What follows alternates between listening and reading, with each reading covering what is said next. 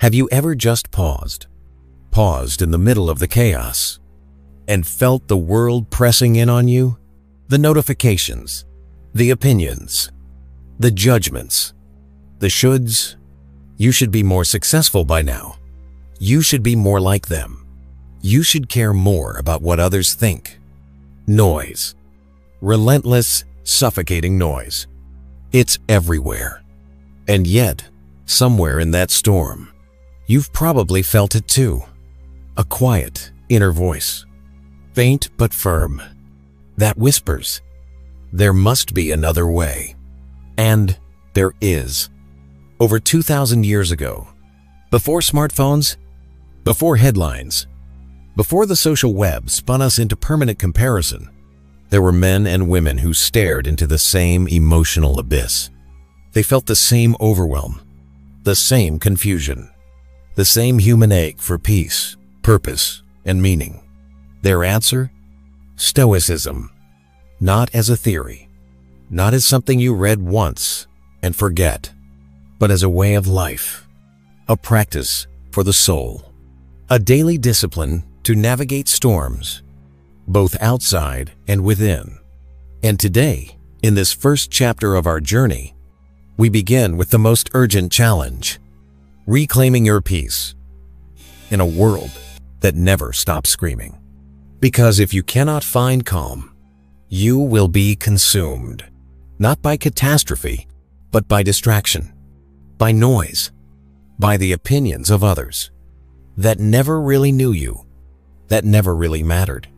Marcus Aurelius, Roman emperor, philosopher, warrior. He ruled a vast empire, and yet his greatest battle was internal. He wrote, "If you are distressed by anything external, the pain is not due to the thing itself, but to your estimate of it, and this you have the power to revoke at any moment." Let that sink in.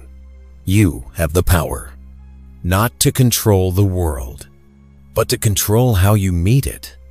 Right now, ask yourself, what are you giving your power to? The algorithm?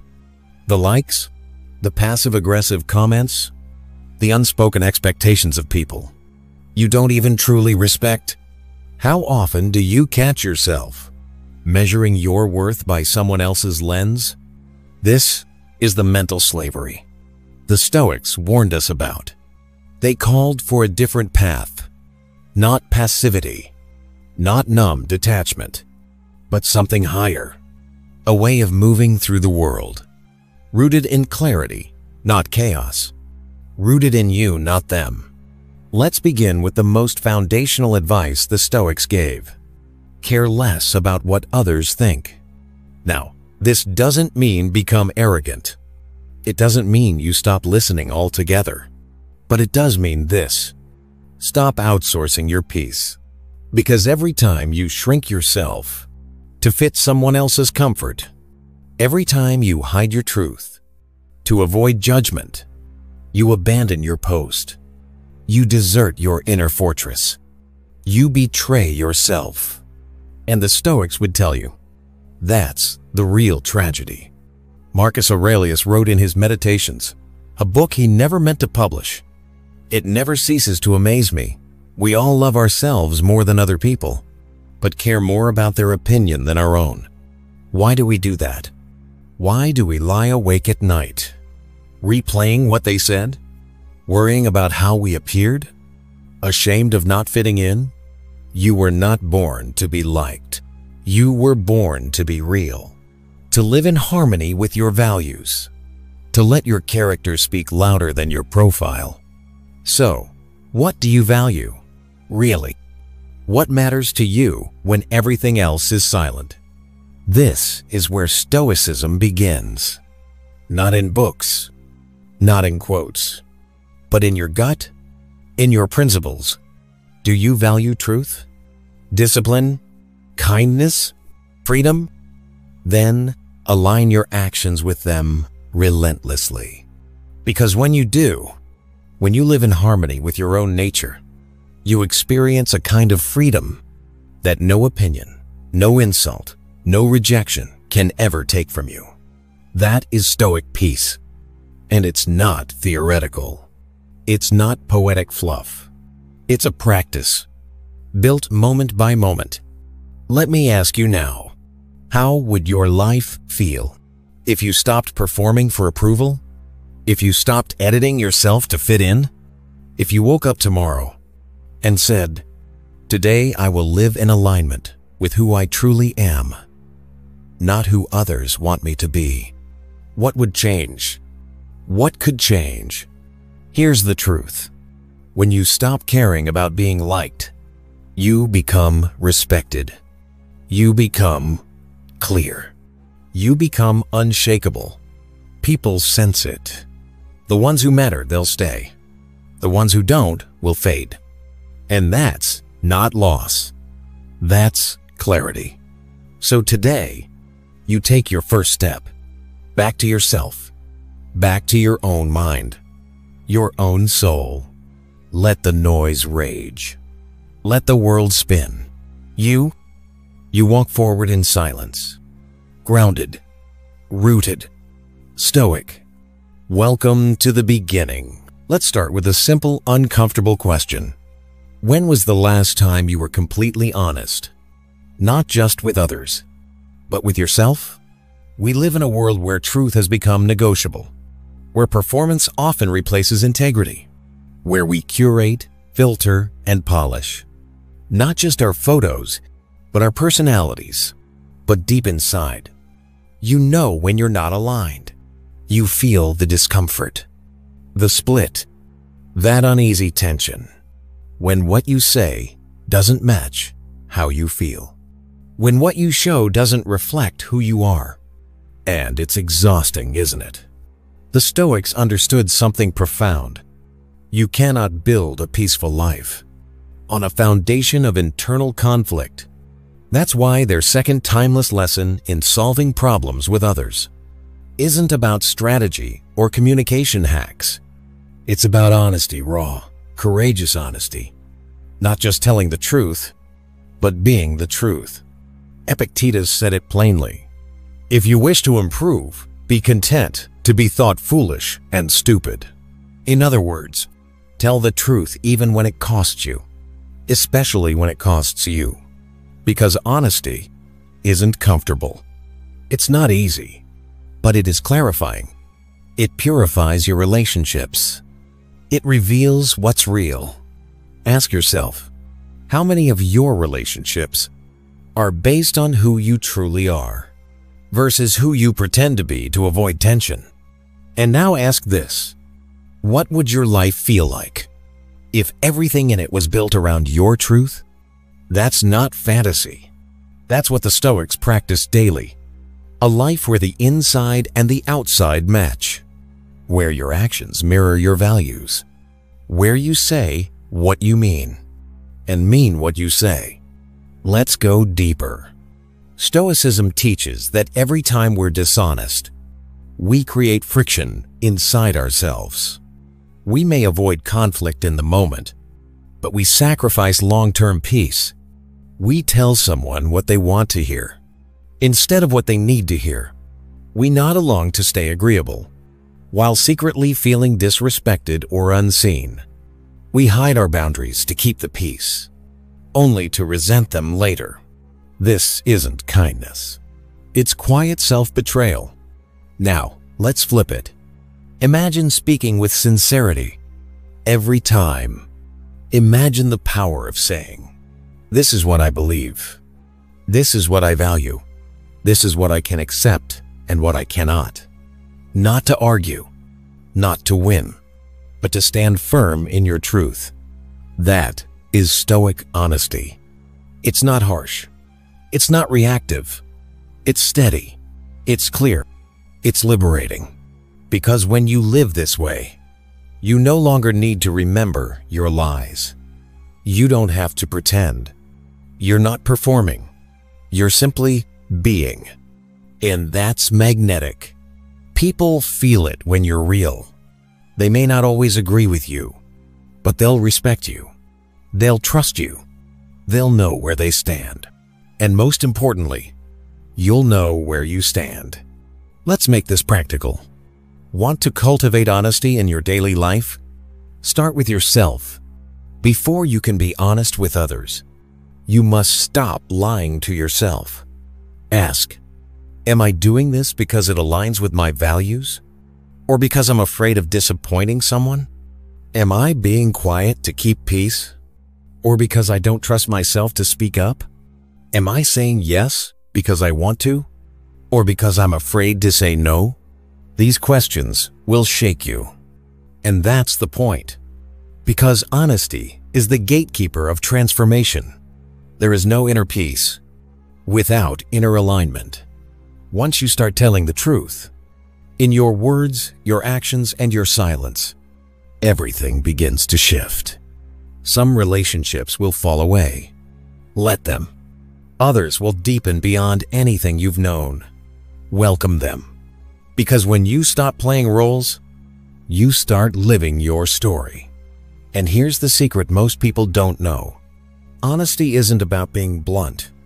It's about being brave. Brave enough to say, I was wrong.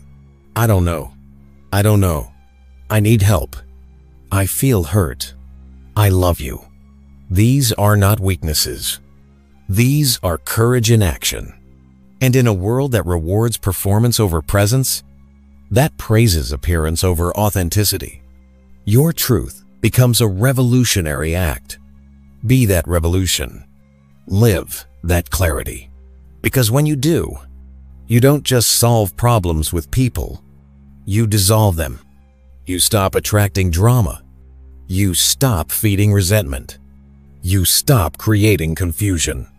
Instead, you create connection, rooted in what's real, sustained by what's honest, built on something unshakable, your inner truth.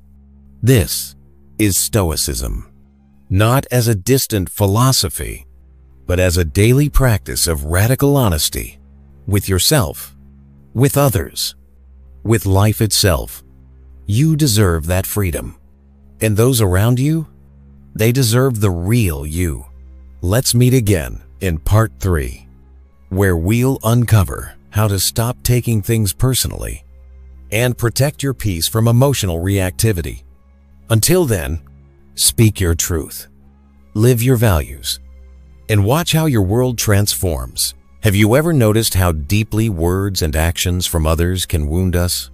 How a careless remark, a cold look, or an unfair criticism can twist inside us like a sharp thorn?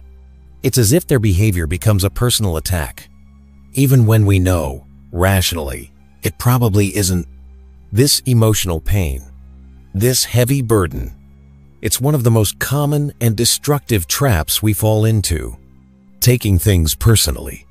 But what if I told you that the way we experience others' actions, the pain, the hurt, the anger, is not caused by them, but by our interpretation? This is not just a psychological insight. This is Stoic wisdom, one of the deepest and most liberating lessons in their philosophy. Seneca, one of the great Stoic masters, said, "We are disturbed not by things, but by the view we take of them." Pause that thought. It's profound. Your pain, your anger, your resentment are not automatic reactions to the world. They are created inside you by your judgment. And here lies your power.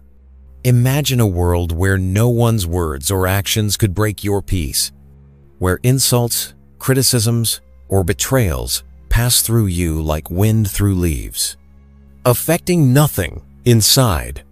This is the Stoic ideal. But how? It begins with a simple practice.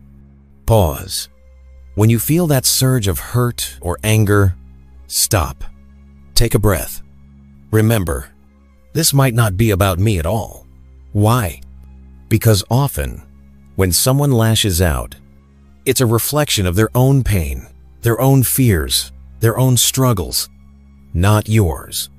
Imagine everyone walking through life wearing tinted glasses, their own unique filters of experience, trauma, and bias. Their actions and words are colored by these filters. When you recognize this, you step back. You see the bigger picture. You refuse to internalize their storm. Now, this doesn't mean you become indifferent. It doesn't mean you accept abuse or disrespect. It means you protect your inner citadel, your fortress of calm, by not letting others' turmoil destroy your peace. This shift from reactive to reflective is a muscle. It takes practice. So, what does practice look like? First, build awareness. Notice the physical sensations when you get hurt, the tightness in your chest, the clenching in your jaw. Name the emotion. Label it. Then, step back mentally. Ask yourself, is this really about me? Or is this person struggling with their own pain? What might be going on behind their behavior? This simple questioning creates space. Space between stimulus and response. Space where choice lives. With time, you'll notice the sting lessens. You respond with calm rather than flare. You keep your balance, even in the storm. And when hurt does arrive, as it will, you can treat it as a teacher. What can I learn? How can this make me stronger? How can I grow? In this way, Stoicism transforms pain from a poison into medicine. You build resilience. You cultivate compassion. You foster peace. Remember, you're not alone in this struggle. Every human deals with emotional wounds. But you have a choice. You can choose to be the person who carries every slight like a heavy chain, or the person who lets it fall away, light and free.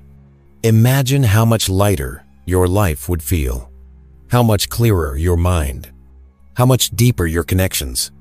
Because when you stop taking things personally, you don't just protect your peace, you open space for understanding, for forgiveness, for true connection. Seneca reminds us that patience is armor. Patience in the face of provocation is strength, not weakness. When next you feel the urge to react, put on that armor. Pause. Breathe. Choose peace. You are the master of your inner world, not a puppet to others' words or actions. This is your power. This is your freedom. Let's carry this lesson forward. In Part 4, we'll explore how cultivating patience can deepen this peace, turning obstacles into opportunities for growth.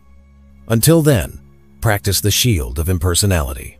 Protect your calm and walk steadily. Patience, a word we often hear, yet rarely fully embody. In a world driven by speed, instant gratification, and endless demands, patience can seem like a lost art, or even a weakness. But the Stoics teach us otherwise. Patience is not passive waiting. It is an active engagement with life as it unfolds. A conscious choice to remain calm, to endure challenges without bitterness, to respond with grace rather than reaction. Marcus Aurelius, a man who faced wars, betrayals, and immense pressure, wrote, "How much more grievous are the consequences of anger than the causes of it? And the best revenge is to be unlike him who performed the injury." Patience, then, is armor, not just a shield that protects us, but a force that transforms adversity into growth. Think about your day. The small frustrations, the traffic jams, the delayed emails, the misunderstandings. They trigger impatience, irritation that bubbles under the surface. Now, imagine meeting those moments differently. Instead of anger or frustration, you take a breath. You remind yourself, this is part of the path. This moment is temporary. My response is my power. In those simple seconds, you shift the course of your experience. You turn an obstacle into an opportunity to practice endurance, clarity, and calm. Patience is a muscle. The more you use it, the stronger it becomes. How do we exercise it? Start small. Notice when impatience starts to creep in. Acknowledge it without judgment. Then pause. Breathe deeply. Choose calm. Adjust your expectations. Recognize what is within your control. Your actions, your thoughts, your attitudes, and what is not. The behavior of others, the timing of events, the outcomes you hope for. By focusing on your sphere of influence, you release the tension of trying to control the uncontrollable. This mindset opens space for peace. Now, consider a more difficult challenge. A person who tests your patience. Someone whose words or actions push your buttons. The Stoics don't ask you to accept bad behavior blindly. They ask you to respond with composure, to see their struggles behind their actions, to practice empathy without losing yourself. Patience here becomes a bridge, connecting understanding with boundaries, calm with strength. When you meet hostility with patience, you often diffuse tension. You create room for dialogue. You model resilience. And in this way, patience isn't just about waiting. It's about growing. It's about mastering your own mind. Let's bring this closer to home. When stuck in traffic, remember, you cannot speed up the cars in front of you, but you can choose your reaction. Listen to a favorite song. Reflect on something you're grateful for. Turn the delay into a moment of peace. When a loved one frustrates you, pause before reacting. Remind yourself that everyone is imperfect, including you. By cultivating patience in daily life, you build resilience for bigger challenges. Marcus Aurelius said, "Accept the things to which fate binds you, and love the people with whom fate brings you together, but do so with all your heart." Patience allows you to accept, to love, and to endure without losing your center. Remember, each moment of impatience is a missed chance. Each moment of calm is a step toward freedom. So practice patience relentlessly. Let it be your armor, your strength, your peace. In the next part, we'll explore how to lead by example, how embodying Stoic virtues influences others and shapes your world. Until then, breathe deeply, stand steady, and embrace patience as your daily ally. There's a quiet power in living your philosophy. Not preaching it, not arguing it, but being it. The Stoics believed that the truest teaching is shown through example. Epictetus, who endured slavery and hardship, taught that wisdom is best conveyed by action. Don't explain your philosophy, embody it. This is a lesson worth reflecting on deeply. Imagine your life as a ripple in a vast pond. Your actions, your demeanor, your values, they radiate outward, influencing others in subtle, powerful ways. When you embody kindness, others feel it. When you act with integrity, trust is built around you. When you respond to adversity with calm resilience, you inspire hope in those watching. You don't have to speak to make an impact. Your presence alone can be a beacon. But how do you live this daily? How do you become that living example? It starts with clarity. Know your core values. What matters most to you? What virtues will you never compromise? Is it honesty, compassion, patience, courage? Write them down if you must. Reflect on them every morning. Let them guide your decisions and your responses. Next, align your actions with these values consistently. This means choosing the right, even when it's hard. Standing firm, even when no one's watching. Owning your mistakes openly. Showing humility in success. Remember, nobody is perfect. The Stoics never demanded perfection, only striving. The courage to keep trying, to keep growing. Now, consider the ripple effect. When you embody virtue, others notice. It may inspire kindness where there was conflict. It may soften a harsh word. It may encourage someone else to choose integrity. Leading by example doesn't require a spotlight. It doesn't demand applause. It's a quiet revolution that starts within you and spreads naturally. This is how true influence happens. Not by forcing change, but by being the change. Think of the people you admire most. Are they the loudest voices? Or the steady, grounded souls who live their truth? More often than not, it's the latter. So today, make a commitment. Live your philosophy in every small action. Be the calm in a storm. Be the kindness in a harsh word. Be the patience in frustration. Be the integrity in temptation. You have that power. You have that choice. When you embody Stoicism, you become a lighthouse for others, a living testament to the strength found in wisdom, resilience, and virtue. And as you do, your relationships deepen. Your community grows stronger. Your life gains profound meaning. This is Stoicism in action. Not just ideas on a page, but a vibrant, lived reality. Next, we'll explore how to protect your peace by tuning out negativity, maintaining your inner citadel amidst the noise and criticism of the world. Until then, lead by example. Be the change you wish to see. In today's hyper-connected world, negativity is everywhere. Social media posts, news cycles, workplace gossip. It can feel like a relentless storm of criticism, judgment, and even hatred. This barrage can wear down even the strongest minds. But the Stoics offer us a profound antidote. They teach us to build an inner citadel, a fortress within ourselves that no external negativity can breach unless we allow it. Marcus Aurelius described this inner citadel as a sacred space of peace, reason, and resilience, a place untouched by others' opinions or insults. Imagine it, your mind as an unshakable fortress, where your peace remains intact. No matter how fierce the storm outside, how do we build and maintain this fortress? First, by recognizing what is within your control and what is not. You cannot control what others say or do. You cannot stop harsh comments, cruel rumors, or unfair criticism, but you can control how you respond. This is the cornerstone of Stoic thought.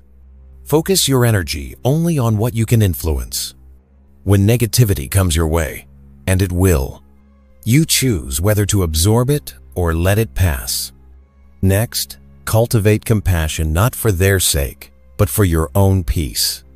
Often, people who lash out are struggling with their own insecurities, pain, or fears. Recognizing this doesn't excuse bad behavior, but it helps you respond with empathy rather than anger or defensiveness. You see their negativity as their burden, not yours. Mindfulness is a powerful tool here.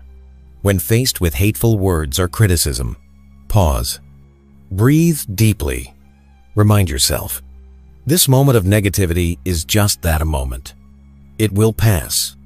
You don't have to let it define your mood or your day. Surround yourself with positivity. Engage with uplifting content, supportive people, and environments that nourish your spirit. Remember, you curate your own life experience. You choose where to focus your attention. This is not about building walls or shutting out the world. It's about preserving your inner peace so you can face challenges with grace and resilience. Tuning out negativity is a courageous act. It requires awareness, strength, and practice. But the reward? A mind clear, calm, and free. A life where your inner citadel stands firm, no matter the external chaos.